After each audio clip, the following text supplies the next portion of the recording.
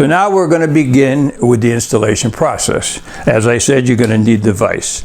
So the first step of this is we're going to be drilling the holes in the arm to mount the kit. Now, like I said, the arm has two sides.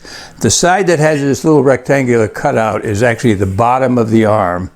And if you recall when you took it off, that's also the end that mounts on the tab that sticks out of the dish. So that's the end we're going to be modifying, not the other end.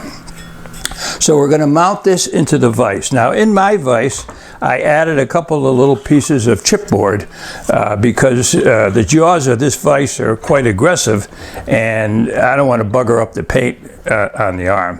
So we're going to clamp that in there like that, and we're going to put the back of it, which has that notch, facing out and high enough up so that we can get the bracket on.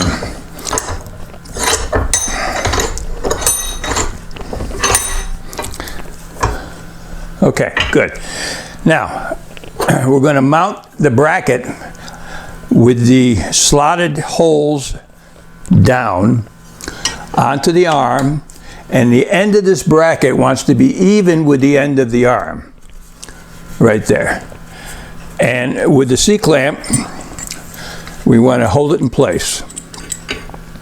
Now try to mount it so the C-clamp isn't blocking any of the holes where you have to drill.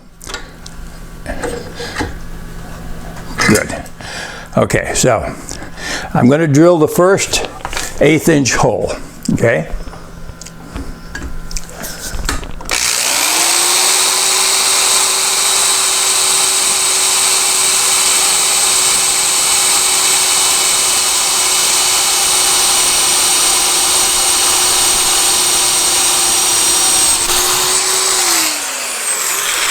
Now, just to show you, I'm going to get a pop rivet.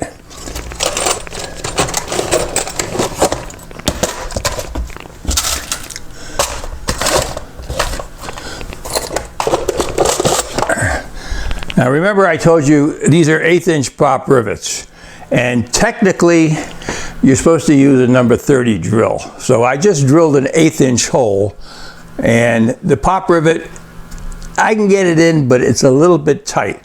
So I told you that since most people don't have a number 30 drill, I'm going to show you how to make it just a little bigger. So basically, once you drill a hole, you put the drill bit back in, but not all the way, not to the bottom. Put it in about 1/2 inch. Start the drill, and then you're going to rotate it at a slight angle in a circle. Just go around once, that's all you have to do. And now the hole is now a little bit bigger, just like a number 30 drill would make, and the rivet pops right in nice. So you want to do that with all the holes. You got 4 in the top and then 2 on each side. During this portion, I'm going to fast forward it just to save time.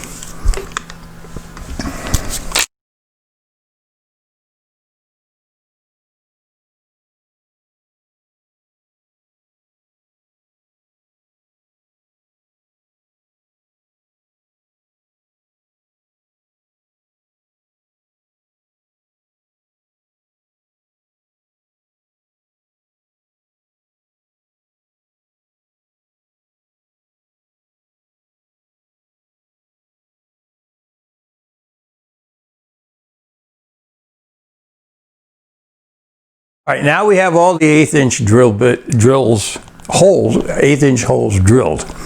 And I left the side last so that I now have access to the 2 places where we have to drill the 1/4 inch drill.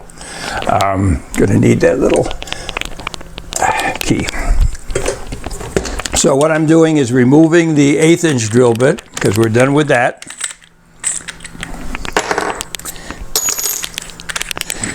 And we're going to put in the nice sharp 1/4 inch drill.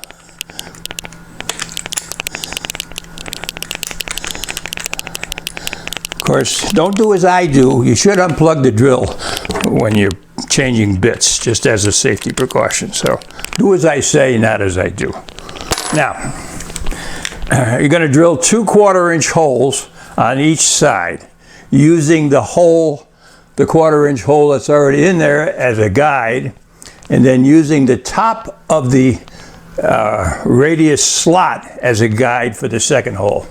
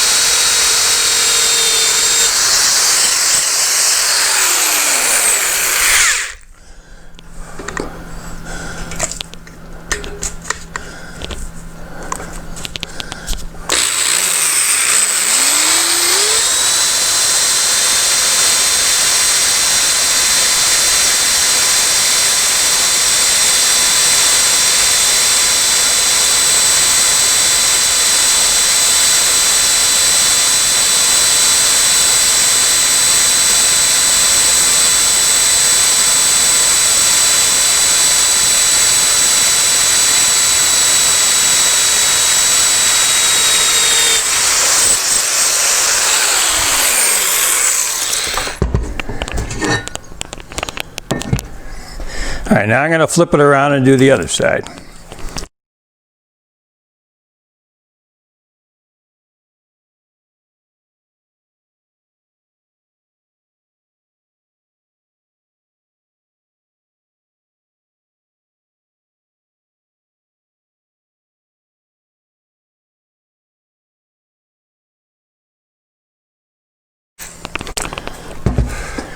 Okay, now all the holes are drilled. We're done with the drill. I'm going to stop the video now here for a minute while we get ready for the next operation. Okay, now we're ready for this part of the installation where we measure and cut the arm. This is quite critical. We want to try to cut it as straight as possible. Now what we're going to do is on my machinist square, I set the stop for 2 3/8 inches. Okay, so basically the distance between this and the end of the ruler is 2 3/8 inches. If you're just using a tape measure, then you'll have to measure and make a mark at 2 3/8 inches. But what we're going to do is take our Sharpie. I'm going to measure in, now this is the end that we drill the holes in, and that also has that little thing, and we're measuring in from the top, okay? And we're going to measure in 2 3/8 inches just by putting the square right there on the end and drawing a mark, okay?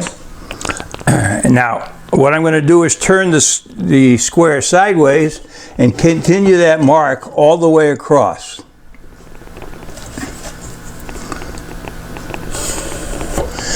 And then I'm going to turn this on its edge, and using the back side where the mark is, I'm going to continue the mark down the side.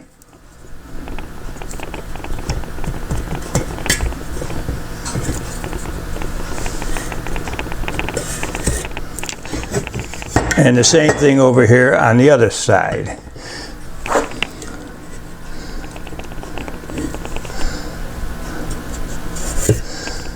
Good. Okay, so now I have a line 2 3/8 inches up on the top and on the two sides.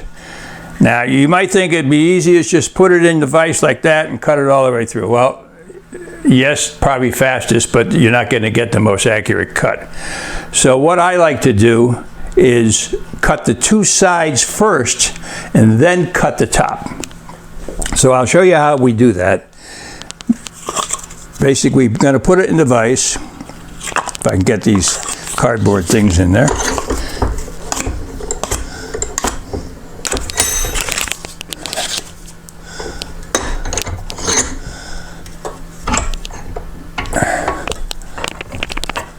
Okay, and you want to try to get a straight edge. Now I got this C-clamp from Home Depot, not Home Depot, Harbor Freight. Probably not the best C-clamp, but what I like about it, it has a nice straight edge on the top, okay? And you can use that as a guide. So what I'm doing is I'm going to put this C-clamp on there.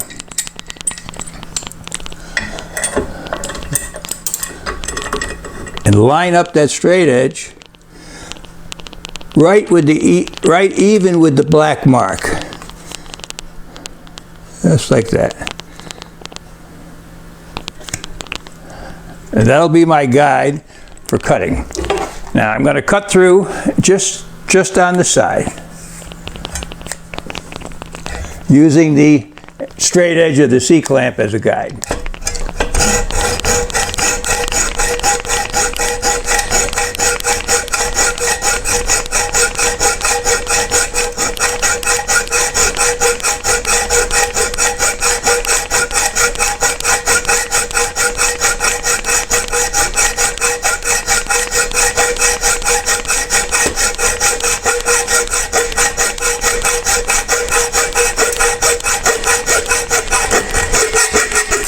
There, that wasn't too bad. Now, what I'm going to do is remove the C-clamp and flip it over and do the same thing on the other side.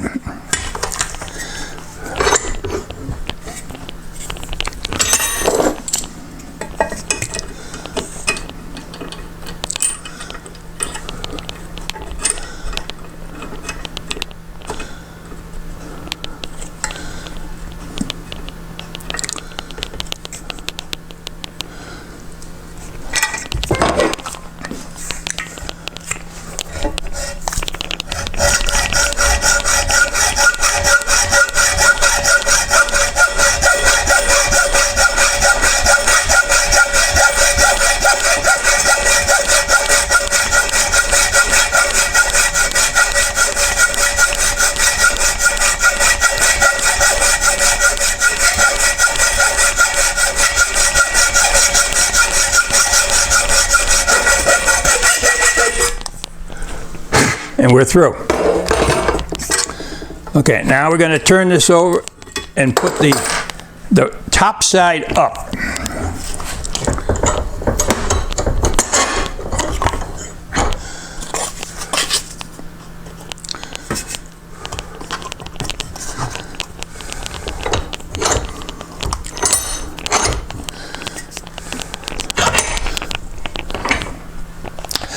Now, when we talked about the tools you need, I mentioned a small piece of bar stock, flat stock, to use as a guide.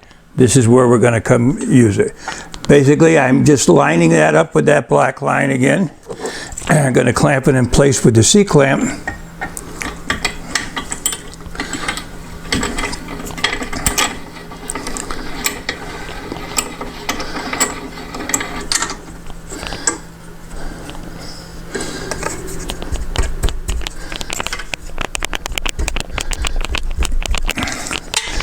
It should line up pretty good with the two cuts that you just made.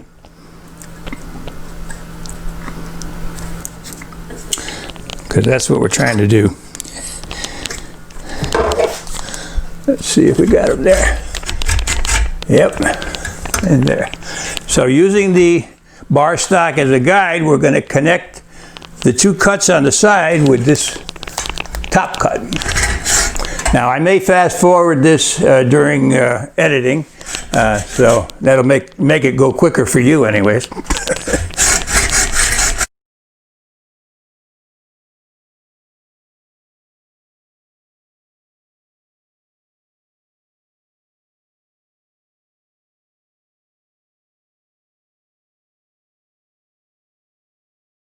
We are through. Now, this is the easy part. Well, we actually... Let me bend that down just a second and take the saw out.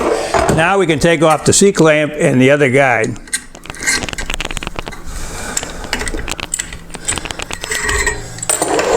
Now, because we got the side slots in there, they will act as our guide for cutting the bottom. So that's probably the easiest cut of the whole thing.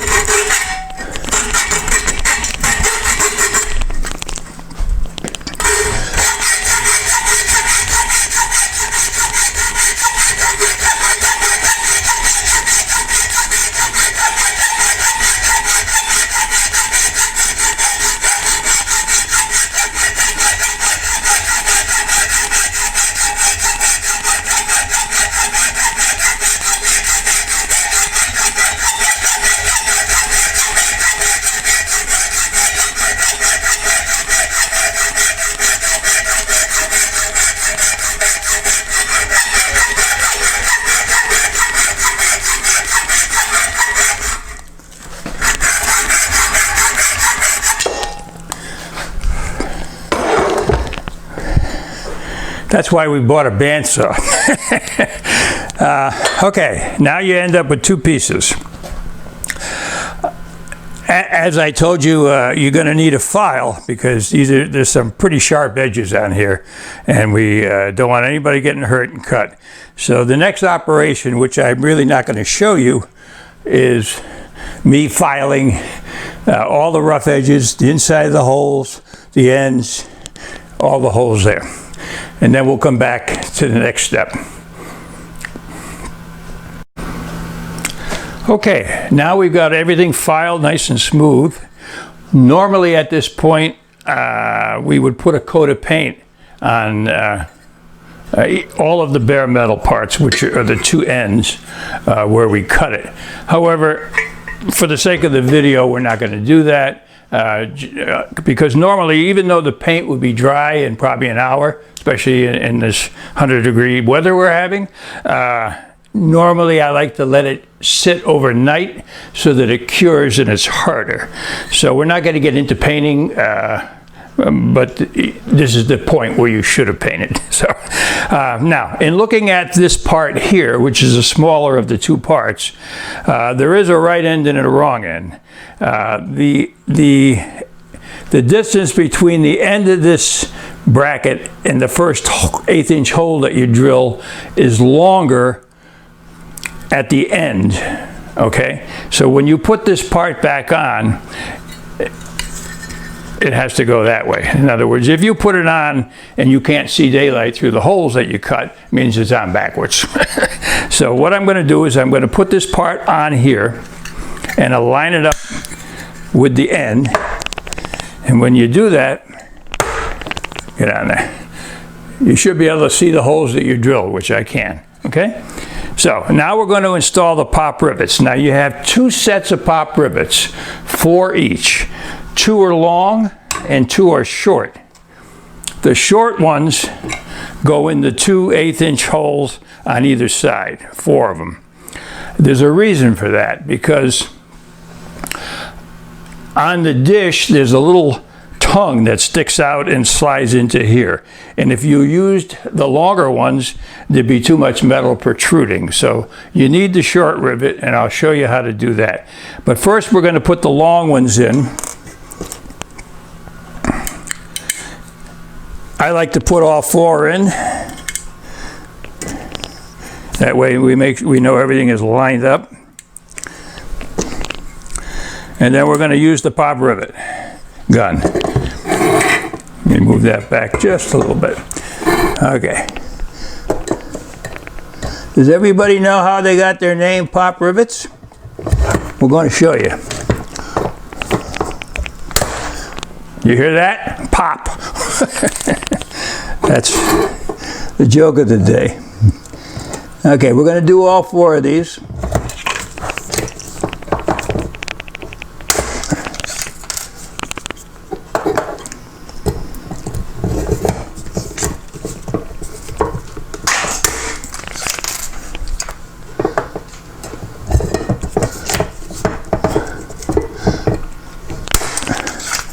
Okay, we got all 4 of those in.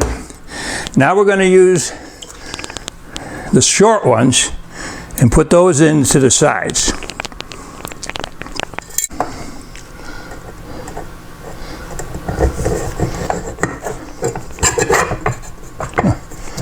Okay, we're going to seat the first one. Now we can put the other ones in.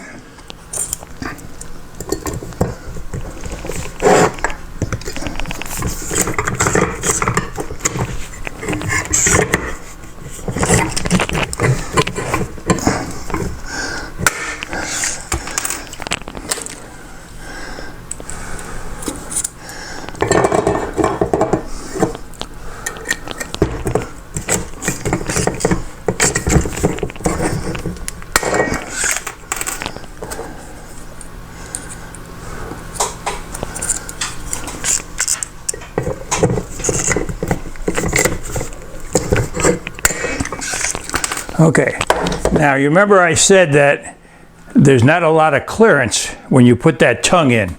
So when you use this pop rivet, the short one, sometimes it leaves the little ball from the end of the mandrel stuck in the rivet. So I like to go in, the pop rivet has a pointed end. I like to push that in, and it will actually push the ball out. Sometimes you may want to give it a little whack. There. And because you're going to need every little bit of space you can, put that back in there. That one. Yeah, looks like they all got them. There it goes. It just fell out.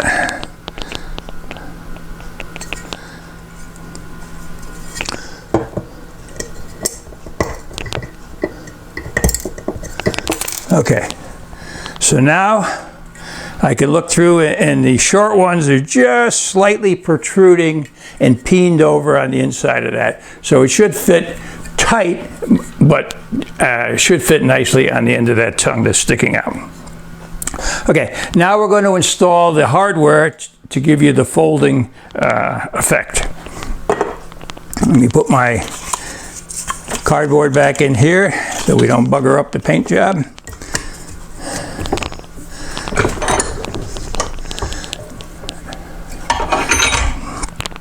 Now you're going to need, your kit comes with a 1/4 inch by 2 3/4 inch hex bolt. So you start with that. Now, whoop, again, the part that where we drill the 1/4 inch holes is right where this little flapper is. That's where you stick your cables. Okay, so we're going to install the pivot bolt first. Now, depending upon whether you're right-handed or left-handed, it depends on which side you want this in. I'm right-handed. For me, I like to have the T-knob on that side, so that's where I'm going to put this bolt. If you're a southpaw, you may want to do it in just the opposite. It really doesn't matter. I'm going to go around this side so I can see what I'm doing. You got to line the holes up. There we go. And then line them up on the other side.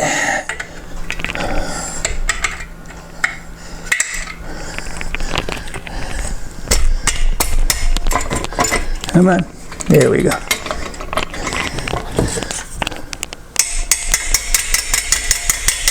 Good. Okay, so once that's in, there's still a few burrs on the, oh, that's on the inside of that bracket. There was a little bit of a burr.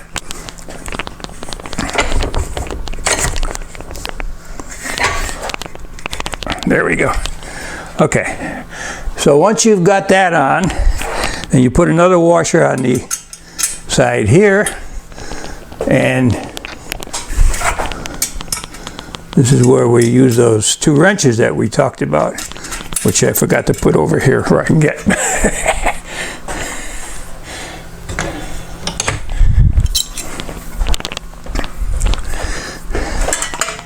We use 1 wrench to hold one side. And we just tighten this up now. In tightening this up, you just want to snug it up. You don't want it to be so tight that you can't move it.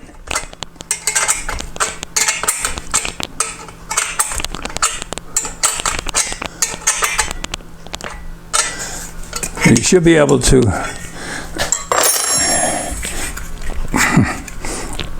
that's a little tight.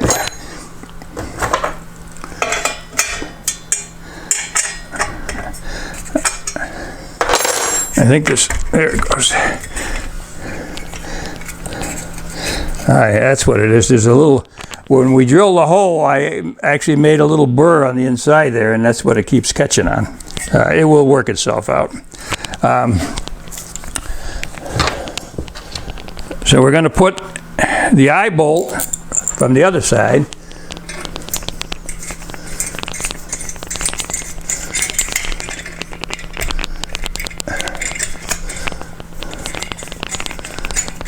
Sometimes there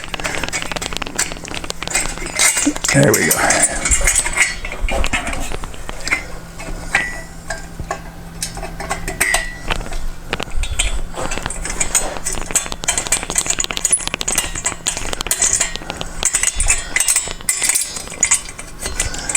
And then put a washer on that.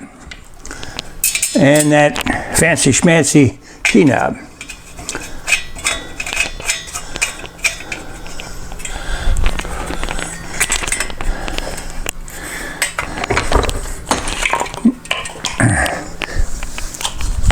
This thing keeps slipping on the cardboard because I don't want to squeeze it too tight. I'm going to tighten this up, put it in the other way.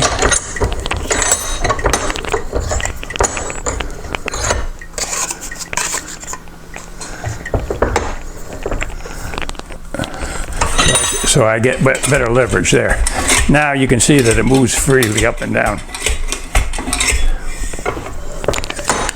So the installation is now complete. You could go with your spray and spray the pop rivets, even though they're zinc coated and it shouldn't rust. It wouldn't hurt to give them an extra coat of paint.